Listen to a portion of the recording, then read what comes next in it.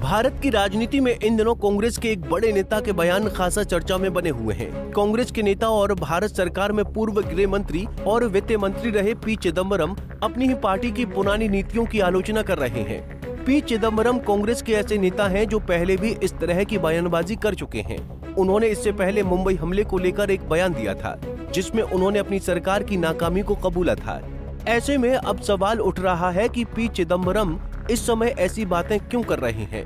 आइए समझते हैं क्या है पूरा मामला।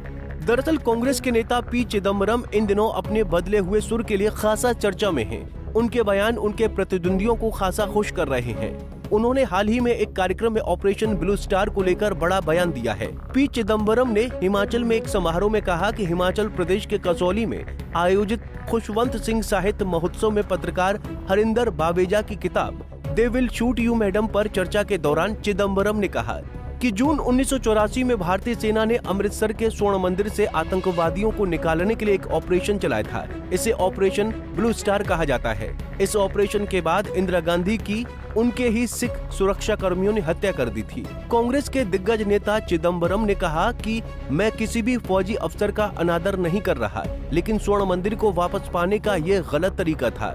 कुछ साल बाद हमने सही तरीका दिखाया, सेना को बाहर रखकर। ब्लू स्टार गलत तरीका था और मैं मानता हूं कि उन्होंने इस गलती की कीमत अपनी जान देकर चुकाई।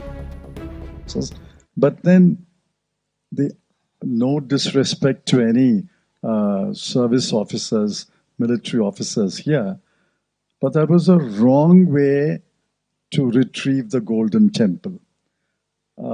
Few years later, I think 3-4 years later, we showed the right way to retrieve the Golden Temple by keeping out the army. Way to retrieve and capture all the militants.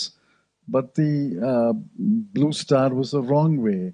And I agree, Mrs. Gandhi paid with her life for that mistake. But that mistake, and how is? But that mistake was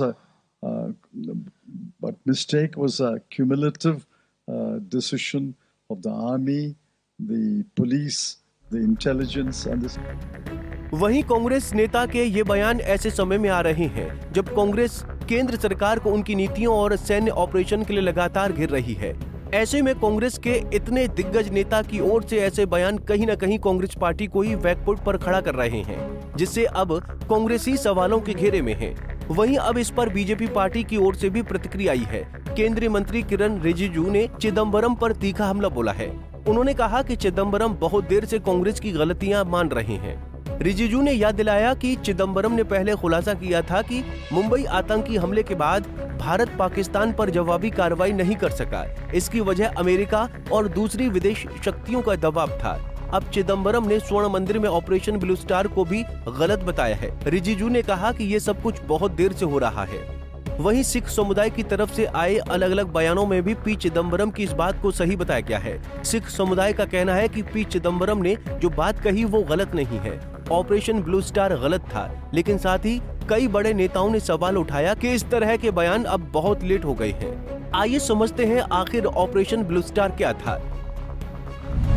क्या था operation blue star? 1 जून से 10 जून 1984 के बीच अमृतसर के स्वर्ण मंदिर में operation blue star नाम का सैन्य अभियान चलाया गया। इसका उद्देश्य था स्वर्ण मंदिर में मौजूद दमदमी टकसाल के नेता जरनैल सिंह भिंडरवाले और उनके समर्थकों को वहां से हटाना।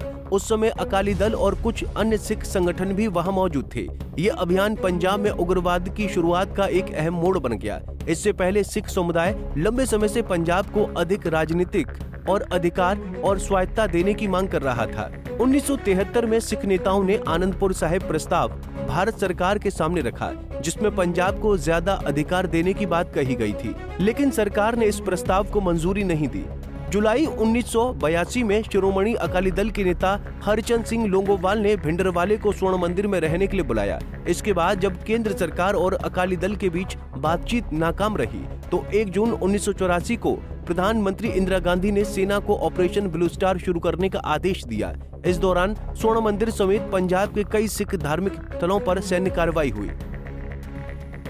बहरहाल चिदम्बरम के बयान के बाद अब सियासी घमासान तेज हो गया है, जहां एक ओर सत्ता पक्ष इस मुद्दे पर खुलकर अपनी राय रख रहा है, तो दूसरी ओर सिख इस मुद्दे पर कांग्रेस की निंदा कर रहे हैं। फिलहाल के लिए इस खबर में इतना ही। देश और दुनिया की बड़ी खबरों के लिए देखते रहिए पंजाब केसरी टीवी। हमसे जुड़े रहने के लिए हमारे YouTube चैनल को सब्सक्राइब करें और नई वीडियो की नोटिफिकेशन के लिए बेल आइकॉन को दबाएं।